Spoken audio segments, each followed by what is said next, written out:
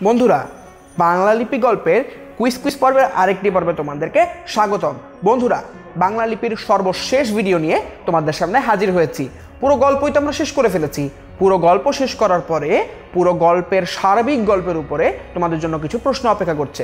তোমরা চেষ্টা করো এই প্রশ্নগুলোর উত্তর বের করার জন্য এবং সেগুলো যাতে সঠিক হয় সঠিকের চেষ্টা করার জন্য। প্রথম প্রশ্ন হচ্ছে, বাংলা লিপি বলতে কি বুঝি? এরপরে লিপি তৈরির চিন্তা এলো কিভাবে? এর পরের প্রশ্নটি হচ্ছে, লিপি আবিষ্কারকদের নাম লিখো।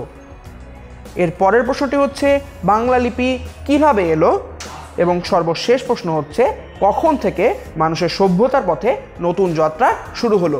বন্ধুরা, পুরো পাঠ আমরা পড়ে ফেলেছি। সার্বিক গল্পের উপর এই প্রশ্নগুলোর উত্তর এখন তোমাদের কাছে খুবই সহজ হওয়ার কথা। এরপরও যদি সমস্যা থাকে আমাদের সাথে যোগাযোগ করতে একেবারেই ভুলবে না।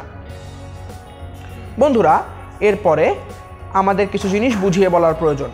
এখানে একটি লাইন রয়েছে যেটি হচ্ছে, শূন্যে মিলিয়ে যাওয়ার কথাকে রেখার বন্ধনে বন্দি করার ফন্দি হলো লিপি। বন্ধুরা, আমরা পাঠ্য বইয়ে এই জিনিসটি পড়েছিলাম, এখন এটা আমরা বুঝিয়ে বলি। অর্থাৎ এই লাইনটির মাধ্যমে কি বোঝানো হলো? শূন্যে মিলিয়ে যাওয়ার কথাকে, অর্থাৎ আমরা জানতে পারি যে প্রাচীনকালে গল্প বলার মাধ্যমে শিশুদেরকে ঘুম পাড়ানো হতো এবং সেই গল্পই আবার ওই শিশুরা বড় হতে হতে শুনতে শুনতে অভ্যাস করতে করতে তারা আবার তাদের শিশুকে শোনাতো। তো এই যে শূন্যে মিলিয়ে যাচ্ছে কিছু কথাগুলো, বা অনেক সময় দেখা যেত এই গল্পগুলো ভুলে যাচ্ছে এবং এই গল্পের জন্য নতুন নতুন গল্প তৈরি করার প্রয়োজন হচ্ছে। তো এই যে শূন্যে মিলিয়ে যাচ্ছে যে গল্পগুলো, সেই শূন্যে মিলিয়ে যাওয়া গল্পের সেই কথাগুলোকে রেখার বন্ধনে বন্দি করা, অর্থাৎ রেখার মাধ্যমে মনে করে রাখা। একটি রেখার মাধ্যমে তখন বোঝানো হতো যে এই রেখার মাধ্যমে এই গল্পের এই লাইনটি বোঝানো হচ্ছে, বা এই রেখার মাধ্যমে এই গল্পের এই অংশটি বোঝানো হচ্ছে।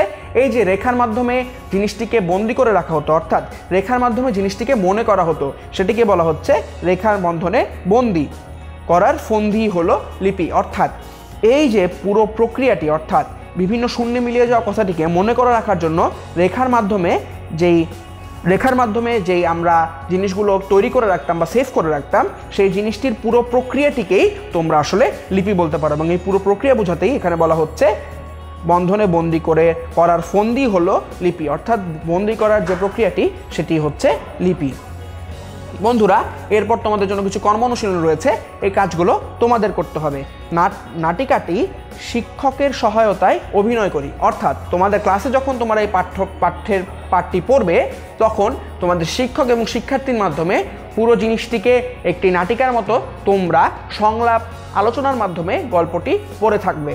এক্ষেত্রে এই যে বিভিন্ন শিক্ষার্থীকে আমরা দেখতে পাই, সেই বিভিন্ন শিক্ষার্থীর চরিত্রে তোমরা বিভিন্ন বন্ধুরা কাজ করতে পারো এবং শিক্ষক চরিত্রে তোমার শিক্ষক কাজ করবেন, এবং সেক্ষেত্রে নাটিকাটি তোমরা নাটিকার মতো সংলাপের মাধ্যমে অভিনয় করে পুরো জিনিসটি পড়তে পারো।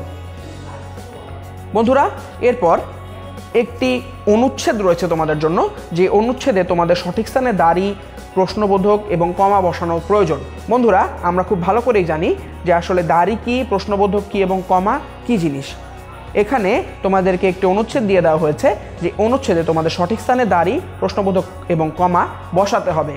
এক্ষেত্রে বন্ধুরা, ভুল যেন না হয় তাই তোমাদের এই জিনিসটি বারংবার অনুশীলন করতে হবে, এবং অনুশীলন করে তোমরা এই জিনিসটির উত্তর খুঁজে বের করার চেষ্টা করবে। এবং তারপরেও যদি কোনো সমস্যা থাকে তাহলে আমরা তো আছি, ভয় পাওয়ার একেবারেই কিছু নেই, আমাদের সাথে যোগাযোগ করতে পারো।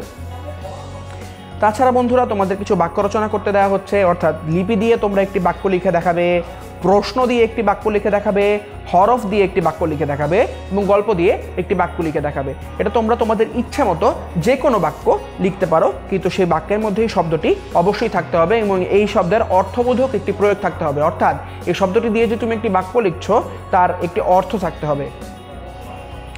এরপর লিপি কেন দরকার এই সম্পর্কে 3টি বাক্য লিখো। অর্থাৎ পুরো পাঠই তো আমরা শেষ করে ফেললাম।